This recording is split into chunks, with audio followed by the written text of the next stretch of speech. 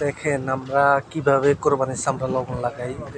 কোরবানির দিন রাত্রে থেকে পুরো রাত আমরা কোরবানির সামনে লবণ লাগাইতেছি।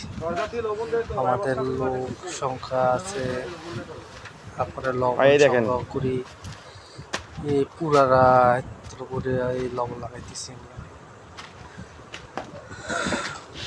এই সবগুলো লোকের খাওয়া দাওয়া এবং লবণ খরচ দিয়া, তারপরে লবণ দিয়া, তারপরে আমাদের বিক্রিতে করার পর হয়তো আমাদের লাভ আস্তে হইতে পারে আস্তে বা লস হইতে পারে।